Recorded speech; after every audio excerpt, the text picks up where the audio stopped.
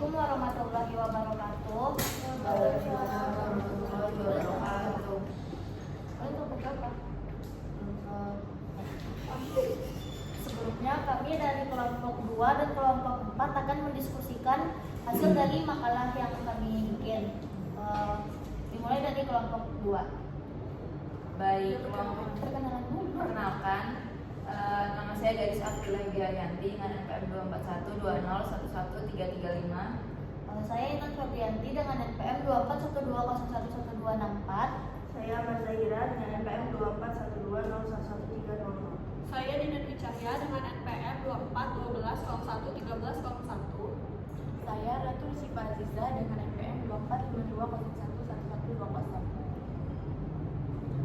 Kelompok Selanjutnya dari kelompok 4 dengan saya sendiri, nama saya Rosa Maria dari NPM 24011339. Saya Salamutira Nafisya dengan NPM 2412011396. Saya Niko Aljabi, NPM 2452011111. Saya Ahmed Fabiana dengan NPM 2412011500. Baiklah, kami akan memulai diskusi dari kelompok 2 terlebih dahulu. Baik, yang pertama bab 1 pendahuluan latar belakang. Dalam masyarakat Indonesia, perkawinan dipandang bukan sekadar peristiwa hukum yang mengikat dua individu, tetapi juga merupakan suatu institusi sosial dan budaya yang memiliki makna spiritual dan moral yang mendalam. Dalam perspektif hukum adat, perkawinan dianggap sebagai peristiwa sosial yang menyatukan dua keluarga besar dan melibatkan bukan hanya pasangan yang menikah, tetapi juga seluruh kerabat mereka. Upacara perkawinan adat bahkan dianggap sebagai rites de passage, yakni tahapan peradilan status sosial seorang individu yang belum menikah menjadi bagian dari keluarga baru yang memiliki tanggung jawab sosial spiritual. Selanjutnya, perkawinan tidak hanya dipandang sebagai hubungan suami istri, melainkan juga sebagai bentuk ketertarikan dengan komunitas alam dan leluhur. Yang kedua, rumusan masalah. Berdasarkan latar belakang tersebut, rumusan masalah yang pertama adalah apa pengertian perkawinan dalam perspektif hukum adat Indonesia. 2. Apa saja bentuk dan sistem perkawinan adat yang dikenal dalam masyarakat adat Indonesia. 3. Bagaimana tata cara pelamaran serta tahapan upacara perkawinan menurut hukum adat. 4. Bagaimana sistem pengaturan harta dalam perkawinan adat. 5. Apakah akibat hukum dalam putusannya perkawinan dalam masyarakat Indonesia. Tujuannya menjelaskan pengertian dan makna perkawinan dalam perspektif hukum adat Indonesia sebagai bentuk institusi sosial budaya spiritual yang berperan penting dalam kehidupan masyarakat adat. Yang kedua, menganalisis bentuk-bentuk dan sistem perkawinan adat yang berkembang di berbagai daerah Indonesia seperti sistem jujur, semenda, bebas, campuran, dan lari, serta memahami nilai-nilai budaya dan sistem kekerabatan yang melandasinya. Yang ketiga, menguraikan relevansi hukum adat dalam bidang perkawinan di era modern serta bagaimana keberadaan hukum adat dapat berkontribusi terhadap pembentukan sistem hukum nasional yang pluralistik, kontekstual, dan sesuai dengan nilai-nilai kearifan lokal masyarakat Indonesia. Selanjutnya bab 2 pembahasan. Pertama, ada pengertian perkawinan dalam perspektif hukum adat. Dalam masyarakat Indonesia, perkawinan dipandang bukan sekedar peristiwa hukum yang mengikat dua individu, tetapi juga merupakan suatu institusi sosial dan budaya yang memiliki makna spiritual dan moral yang mendalam. Dalam perspektif hukum adat, perkawinan dianggap sebagai peristiwa sosial yang menyatukan dua keluarga besar dan melibatkan bukan hanya pasangan yang menikah, tetapi juga seluruh kerabat mereka. Hukum adat menempatkan perkawinan sebagai ikatan lahir dan batin antara laki-laki dan perempuan yang sah menurut adat dan agama, serta diakui oleh masyarakat setempat. Ikatan tersebut menciptakan hubungan sosial baru antara dua kelompok kekerabatan dan memiliki tujuan menjaga keseimbangan sosial, melanjutkan garis keturunan, serta memperkuat hubungan antar keluarga. Menurut Laksanto Utomo, perkawinan dalam hukum adat tidak semata-mata dilihat dari sisi legalitas formal, melainkan juga sebagai peristiwa sakral yang menyangkut kehendak leluhur dan restu sosial. Upacara perkawinan adat bahkan dianggap sebagai rites de passage, tahapan peralihan status sosial seorang dari individu yang belum menikah menjadi bagian dari keluarga baru yang memiliki tanggung jawab sosial dan spiritual. Rojo Wing Jodipuro juga menjelaskan bahwa hakikat perkawinan adat bukanlah perjanjian perdata seperti dalam hukum barat, melainkan ikatan sosial yang diatur oleh norma-norma adat yang bersifat religius legis. Artinya, perkawinan tidak hanya dipandang sebagai hubungan suami istri, melainkan juga sebagai bentuk keterikatan dengan komunitas alam dan leluhur. Selain itu, hukum adat memandang bahwa perkawinan tidak dapat dilepaskan dari nilai-nilai kemanusiaan dan kebersamaan. Dari berbagai pandangan tersebut, dapat disimpulkan bahwa perkawinan dalam perspektif hukum adat di Indonesia memiliki dimensi sosial, spiritual, dan kultural yang lebih luas dibandingkan pemahaman hukum positif. Ia bukan hanya kontrak antara dua individu, tetapi juga simbol kesinambungan nilai-nilai budaya, tanggung jawab sosial, serta bentuk penghormatan terhadap tatanan masyarakat adat. Baik, di sini saya akan membahas bentuk dan sistem perkawinan adat di Indonesia. Masyarakat Indonesia dikenal memiliki keragaman budaya, sistem kekerabatan, dan struktur sosial yang memengaruhi bentuk serta sistem perkawinannya. Dalam hukum adat, bentuk perkawinan tidak hanya dilihat dalam hubungan antara dua individu, tetapi juga mencerminkan sistem sosial dan nilai-nilai budaya masyarakat tempat adat tersebut hidup. Hilman Hadikusuma membagi sistem perkawinan adat di Indonesia ke dalam beberapa bentuk utama, yaitu perkawinan jujur, perkawinan semenda, perkawinan bebas, perkawinan campuran, dan perkawinan lari. Saya mulai dari perkawinan jujur. Perkawinan jujur adalah bentuk perkawinan yang ditandai dengan adanya pemberian uang atau barang dari pihak keluarga laki-laki kepada keluarga perempuan sebagai simbol sahnya ikatan perkawinan. Pemberian ini bukan sebagai bentuk jual beli perempuan, melainkan simbol pengakuan dan penghormatan terhadap keluarga mempelai perempuan, serta tanda bahwa tanggung jawab atas istri telah berpindah ke keluarga suami. 2. Perkawinan semenda. Sistem perkawinan semenda merupakan kebalikan dari sistem jujur dan umumnya terdapat pada masyarakat matrilineal seperti Minangkabau dan Rejang Bengkulu. Di Minangkabau, bentuk ini dikenal sebagai semenda rajo-rajo, semenda lepas, semenda bebas, atau semenda anak dagang. Dalam sistem semenda, garis keturunan ditarik melalui pihak ibu. Oleh karena itu, anak-anak akan masuk ke dalam suku atau paruh ibu dan harta warisan pun dikuasai oleh pihak perempuan. Suami hanya dianggap sebagai tamu atau urang sumando yang memberikan keturunan tetapi tidak memiliki hak pemilikan atas harta pusaka keluarga istri. 3. Perkawinan bebas mandiri. Seperti perkawinan bebas atau mandiri biasanya dijumpai pada masyarakat parental atau bilateral seperti di Jawa, Sunda, dan sebagian masyarakat urban di Indonesia.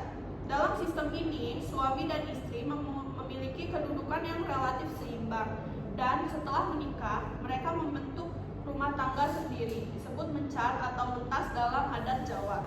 Perkawinan campuran. Dalam konteks hukum adat, perkawinan campuran adalah perkawinan antara dua individu yang berasal dari suku, adat, atau agama yang berbeda. Misalnya, perkawinan antara orang Batak dengan Jawa atau pemeluk agama Islam dengan Kristen. Perkawinan ini menimbulkan semacam persoalan hukum karena menyangkut sistem pilihan hukum dan adat mana yang akan diikuti. Untuk menghindari konflik, beberapa masyarakat adat menerapkan mekanisme integrasi adat seperti marsileban di Batak, di mana calon pasangannya di luar suku diangkat terlebih dahulu menjadi anggota marga. 5. Perkawinan lari. Perkawinan lari merupakan fenomena adat unik yang masih ditemukan di beberapa daerah seperti Bali, Bugis, dan Lombok. Praktik ini terjadi ketika pasangan muda-mudi melangsungkan perkawinan secara diam-diam tanpa restu orang tua, biasanya karena perbedaan status sosial, ekonomi, atau adat. Selanjutnya, tata cara pelamaran dan tahapan upacara perkawinan dalam hukum adat Indonesia. Dalam masyarakat Indonesia, perkawinan bukan sekadar peristiwa hukum, tetapi juga upacara adat yang sakral dan penuh makna simbolik. Setiap suku bangsa memiliki tata cara pelamaran dan tahapan perkawinan yang khas, yang merefleksikan nilai sosial, moral, dan spiritual masyarakat Upacara perkawinan adat biasanya melibatkan 3 tahap utama, yakni tahap sebelum perkawinan atau pranikah, tahap pelaksanaan atau upacara inti, dan tahap setelah perkawinan pasca nikah. Ketiga tahap ini menjadi manifesti dari sistem hukum adat yang mengatur hubungan sosial antar keluarga dan memperkuat ikatan kekerabatan. Yang pertama, tahap pranikah atau pelamaran atau pertunangan adat. Tahap awal perkawinan adat dimulai dari proses pelamaran, yaitu kunjungan pihak laki-laki beserta keluarganya ke rumah pihak perempuan untuk menyampaikan niat meminang. Dalam adat Jawa, pelamaran dilakukan dengan membawa seserahan atau panset, yaitu barang-barang simbolik yang menggambarkan keseriusan calon mempelai pria. Pelamaran tidak hanya sekedar kesepakatan pribadi antara 2 calon mempelai, tetapi juga perjanjian sosial antara 2 keluarga besar yang disahkan oleh masyarakat adat. Setelah pelamaran disetujui, dilakukan acara pertunangan atau di Mamoli Boru di Batak, bertunang di Kalimantan, Nidi di Bali, yang menandakan kedua keluarga telah terikat secara sosial. Yang kedua, tahap pelaksanaan atau upacara perkawinan adat. Tahapan selanjutnya adalah upacara perkawinan adat yang umumnya dilaksanakan dengan berbagai ritual sakral dan simbolik. Setiap daerah memiliki tata cara dan nama upacara yang berbeda, tetapi memiliki kesamaan makna, yaitu penyatuan 2 keluarga dan pengesahan hubungan suami istri di hadapan masyarakat dan leluhur. Yang terakhir, tahap pasca perkawinan atau setelah upacara adat. Setelah upacara selesai, masyarakat adat biasanya melaksanakan ritual pasca perkawinan sebagai tanda penerimaan mempelai perempuan ke dalam keluarga suami atau sebaliknya. Dalam sistem patrilineal seperti di Batak dan Nias, dilakukan upacara penyambutan yang menandai bahwa istri telah menjadi anggota keluarga suami sepenuhnya. Sementara dalam sistem matrilineal Minangkabau, suami dianggap sebagai kurang sumando dan menempati posisi sosial tertentu dalam rumah tangga istri. Selanjutnya yaitu sistem pengaturan harta dalam perkawinan ada di Indonesia. Dalam sistem hukum adat di Indonesia, perkawinan tidak hanya mengatur hubungan pribadi antara suami dan istri, tetapi juga mencakup pengaturan mengenai kedudukan harta benda yang diperoleh sebelum dan selama perkawinan. Pengaturan ini erat kaitannya dengan sistem kekerabatan yang dianut suatu masyarakat, baik yang bersifat matrilineal maupun parental atau bilateral. Berbeda dengan hukum perdata Barat yang membedakan secara tegas antara Gemeenschap van Goederen atau harta bersama dan Rijvermogen atau harta pribadi. Hukum adat memiliki sifat fleksibel dan berorientasi pada kesepakatan keluarga, bukan kontrak individual. Tujuan utamanya bukan untuk membedakan hak kepemilikan, tetapi untuk mempertahankan keseimbangan sosial dan kelangsungan keluarga besar.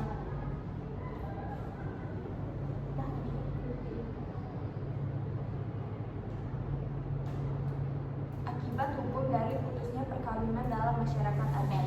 Dalam sistem hukum adat Indonesia, perkawinan dipandang sebagai ikatan sosial dan spiritual antara 2 keluarga besar, bukan semata-mata perjanjian antara 2 individu. Karena itu, putusnya perkawinan tidak hanya berdampak pada suami dan istri, tetapi juga terhadap keseimbangan hubungan antar keluarga dan kehidupan sosial mereka di masyarakat. Putusnya perkawinan dapat terjadi karena 3 sebab utama, yaitu kematian salah satu pihak, perceraian, keputusan adat, atau pengusiran karena pelanggaran norma. Setiap sebab tersebut membawa konsekuensi hukum dan sosial yang berbeda, tergantung pada sistem kekerabatan yang dimuat satu masyarakat adat. 1. Putusnya perkawinan karena kematian. 2. Putusnya perkawinan karena perceraian. 3. Putusnya perkawinan karena pelanggaran adat. Baik, di sini kita masuk ke sesi penutup, yaitu kesimpulan. Perkawinan dalam perspektif hukum adat Indonesia merupakan lembaga sosial, budaya, dan spiritual yang memiliki makna jauh lebih luas dibandingkan sekadar ikatan hukum antara 2 individu. Setiap tahap dan sistem yang mengatur perkawinan adat mengandung nilai-nilai kearifan lokal yang menjaga keseimbangan, kehormatan, serta kesinambungan garis keturunan dalam masyarakat. Secara keseluruhan, hukum adat menunjukkan bahwa perkawinan bukan sekadar hubungan privat, melainkan juga peristiwa sosial yang menjamin keberlangsungan tatanan masyarakat di nilai-nilai yang terkandung di dalamnya tetap relevan dan dapat menjadi dasar pembentukan hukum nasional pluralistik, berkeadilan, berakar pada budaya bangsa Indonesia. Selanjutnya kami membuka sesi pertanyaan bagi yang ingin bertanya boleh. Baik, di sini saya akan bertanya. Ini dia, bagaimana peran nilai-nilai kearifan lokal dalam sistem perkawinan ada di Indonesia dan mengapa pelestarian tradisi tersebut penting di era modern saat ini? Baik, saya izin menjawab. Jadi nilai-nilai kearifan lokal memiliki peran yang sangat penting dalam sistem perkawinan adat Indonesia karena perkawinan adat tidak hanya dipahami sebagai ikatan hukum antara dua individu, tetapi juga sebagai peristiwa sosial, budaya dan spiritual yang menyatukan dua keluarga besar serta menjaga kesinambungan hubungan kekerabatan. Jadi setiap tahapan dalam perkawinan adat itu mulai dari pelamaran upacara inti hingga ritual pasca perkawinan mengandung makna simbolik yang mengajarkan nilai gotong royong, musyawarah, penghormatan terhadap leluhur dan menjaga kehormatan keluarga. Melalui tradisi tersebut, masyarakat diajarkan tentang tanggung jawab, kesetiaan, dan pentingnya menjaga keseimbangan sosial dalam kehidupan masyarakat.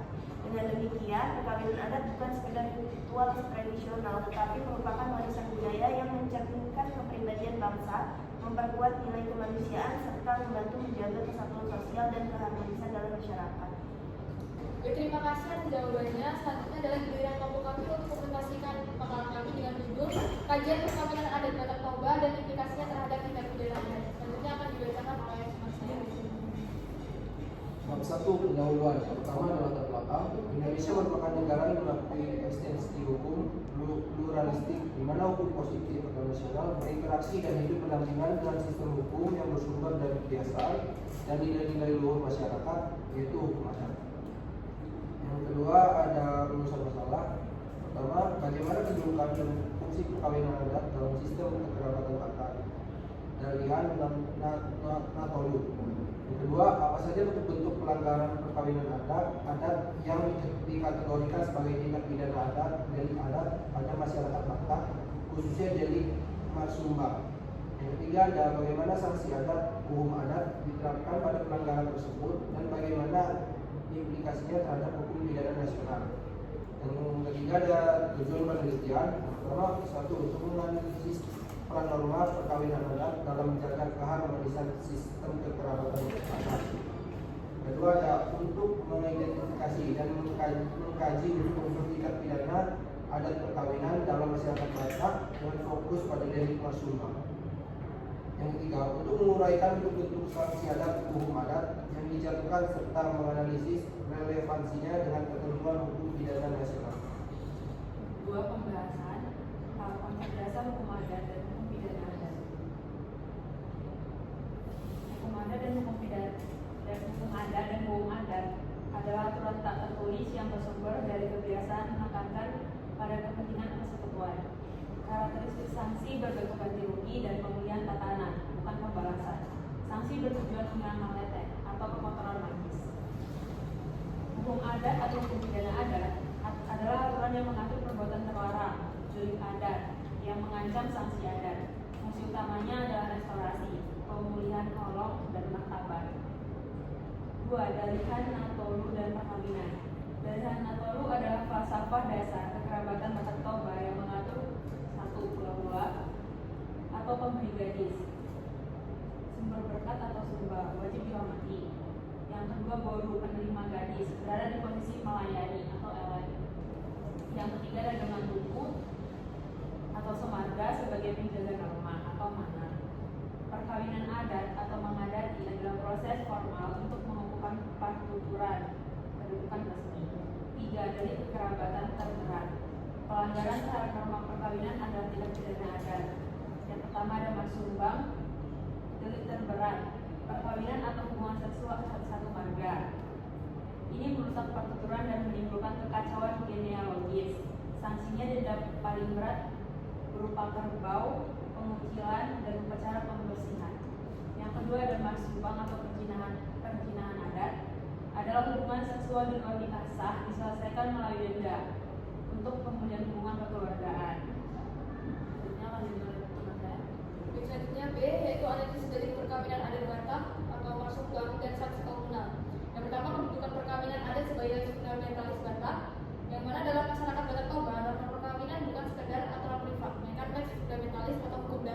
yang menjaga eksistensi marga dan tatanan dari Anatolu.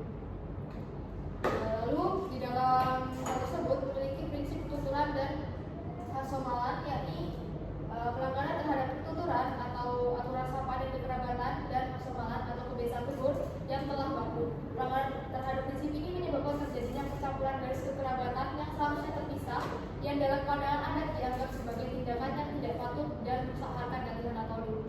Lalu yang kedua ada analisis delik adat yang berat, yaitu marsumbang atau inses adat, yang merupakan perbuatan melakukan perkawinan atau hubungan seksual antara orang-orang yang dilarang karena memiliki ikatan kekerabatan yang dekat, misalnya satu marga atau golongan tubuh, atau antara mula-mula dan baru yang masih terikat. Lalu yang ketiga, perbedaan marsumbang dan zina atau inses dalam KUHP. Meskipun marsumbang dapat diterjemahkan sebagai inses adat, cakupan dan konsekuensi hukumnya sangat berbeda dengan ketentuan zina, yaitu di pasal 284 KUHP, atau inses yang diatur dalam hukum pidana nasional atau KUHP baru. Perbedaan yang paling mendasar terletak pada fokus hukumnya. Hukum pidana nasional berfokus pada pelanggaran kesusilaan dan harus ada pengaduan resmi, serta membatasi inses hanya pada hubungan saudara secara biologis. Sebaliknya, marsumbang berfokus pada pelanggaran terhadap kekerabatan atau marga dan tatanan dari marga tersebut. Kriteria hubungan terlarang dalam adat Batak jauh lebih luas, mencakup tidak hanya hubungan saudara secara biologis, tetapi juga hubungan semarga dan hubungan yang melanggar aturan antara mula-mula dan baru yang terikat perkawinan adat. Lalu ada umum adat atau sanksi adat dan fungsi keadilan restoratif. Penyelesaian marsumbang di tangan raja adat atau halal baringan atau pengukuhan adat tidak bertujuan memenjarakan, melainkan menjatuhkan hukum adat yang berfokus pada pemulihan. Yang pertama, bentuk sanksi yang kompleks, yakni bersifat berlapis dan kompleks, bertujuan untuk memulihkan 3 dimensi. Yang pertama, dimensi material, kedua dimensi spiritual atau ritual, dan yang ketiga dimensi sosial. Lalu tujuan pengembalian keseimbangan ini secara mendalam mencerminkan prinsip adil restoratif versi adat. Ia tidak hanya sekedar menghukum pelaku, tetapi mewajibkan pelaku menanggung biaya dan melaksanakan ritual untuk mengembalikan pertuturan, memenuhi polong, menghilangkan adat. Lalu selanjutnya ada analisis sanksi adat dan implikasi konflik hukum dengan hukum pidana nasional. Yang pertama, mekanisme penerapan hukum adat dan delik perkawinan. Penerapannya terhadap pelanggaran perkawinan terutama marsumbang dilakukan melalui mekanisme musyawarah yang dipimpin oleh raja-raja adat atau pemuar adat setempat. Mekanisme ini memastikan bahwa sanksi yang dijatuhi bersifat komunal dan diterima oleh seluruh unsur dari Anatolu. Peran dan kedaulatan Dewan Adat dalam ranah penyelesaian sengketa lokal kasus marsumbang, peran Dewan Adat sangat krusial karena mereka bertindak bukan hanya sebagai kursus perkara, tetapi juga sebagai pemulih keseimbangan sosial bagi yang terganggu. Lalu sanksinya yaitu ada penggantian martabat, lalu yang kedua ada pembersihan tete. Analisis konflik yuridis adat dan hukum positif, interaksi antara hukum pidana dan adat Batak dan hukum pidana nasional KUHP menimbulkan isu konflik yuridis, terutama pada delik perkawinan yang usulnya tumpang tinggi dengan KUHP. Yang pertama, marsumbang versus zina, yaitu pasal 28 KUHP. Meskipun sama-sama hubungan seksual di luar perkawinan, marsumbang diselesaikan secara adat melalui ganti rugi. Sementara zina memerlukan delik aduan dan sanksinya adalah pidana penjara. Lalu prinsip otonomi adat dan reparatif delikta. Dalam banyak kasus penyelesaian oleh hukum adat Batak dapat mengesampingkan negara. Berdasarkan prinsip otonomi adat dan reparatif delik atau delik yang dapat diperbaiki dengan ganti rugi yang diambil adat jika perkara telah diselesaikan secara damai melalui Dewan Adat dengan sanksi adat yang telah dilaksanakan secara terang dan tunai. Aparat penegak hukum seringkali menerapkan prinsip hukum adat diprioritaskan jika sanksi adat sudah memulihkan harmoni sosial dan korban tidak lagi menuntut melalui jalur negara. Selanjutnya yang terakhir masuk ke dalam bab 3, yaitu penutup yang memuat kesimpulan dan saran. Dari keseluruhan hasil analisis kami menyimpulkan beberapa poin. Yang pertama adalah kedudukan perkawinan adat. Perkawinan adat dalam masyarakat Batak Toba memiliki kedudukan sebagai norma fundamental yang menjaga tatanan kekerabatan dari Anatolu. Perkawinan adat berfungsi sebagai alat untuk mengukuhkan peraturan atau aturan kekerabatan dan menjaga martabat marga, menjadikannya objek perlindungan utama dari hukum adat atau hukum pidana adat. Yang kedua, bentuk tindak pidana adat. Pelanggaran terhadap norma perkawinan adat dikategorikan sebagai tindak pidana adat atau delik adat dengan delik terberat adalah marsumbang atau inses adat atau perkawinan semarga. Yang ketiga, sanksi adat dan implikasi hukum.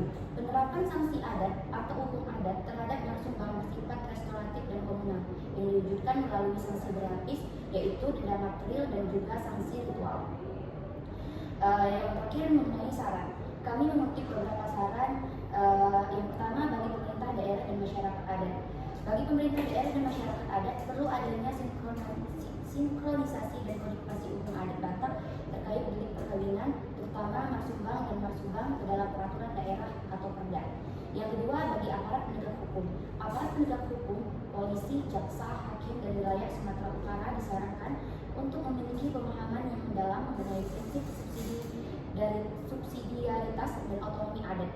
Yang ketiga, bagi kajian akademik selanjutnya, perlu dilakukan penelitian empiris lebih lanjut untuk mengukur aktivitas restoratif dan sanksi hukum adat seperti denda korban dibandingkan dengan sanksi pidana negara dalam memulihkan keharmonisan sosial dan psikologis korban atau komunitas, terutama pasca pemberlakuan RUHP nasional yang baru. Demikian saya kembalikan ke Anda. Yang selanjutnya kami membuka sesi pertanyaan. Apakah ada yang ingin ditanyakan?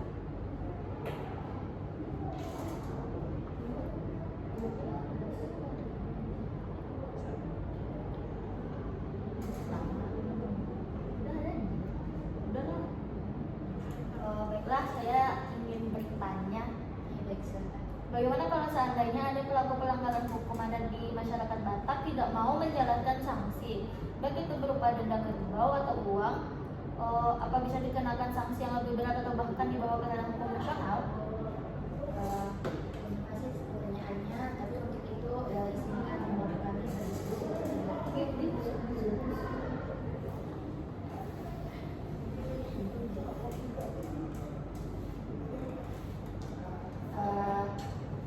baik, Intan, menanggapi pertanyaannya tadi, bagaimana kalau seandainya ada pelaku pelanggaran hukum adat itu nggak mau menjalankan sanksi yang diberikan kepadanya? Sejauh yang kami ketahui bahwa seseorang yang tidak memenuhi sanksi pelanggaran dalam masyarakat hukum adat Batak itu bisa dikenakan sanksi yang paling berat, di mana sanksi tersebut berupa pemutusan hubungan adat seperti yang telah kami jelaskan dalam presentasi kami barusan. Nah, selainnya seseorang yang dikeluarkan dari sebuah komunitas, pastinya banyak sanksi yang umumnya kita udah pasti tahu.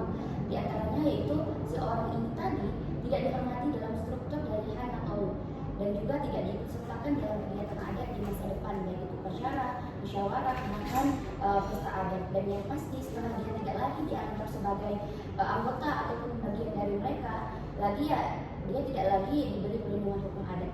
Selanjutnya kalau ditanya bisa tidak dibawa ke ranah hukum nasional, jawabannya bisa atau tidak, jawabannya bisa, tetapi hanya jika kasus pelanggaran tersebut memang sudah masuk ke ranahnya tindak pidana, contohnya penipuan, penggelapan, kekerasan, atau perubahan materi yang nyata. Seperti itu, Intan, bagaimana? Baik, apakah ada yang ingin ditanyakan lagi? Tidak. Cukup ya. Oke, sekian dari kami. Kami ucapkan terima kasih dan wassalamualaikum.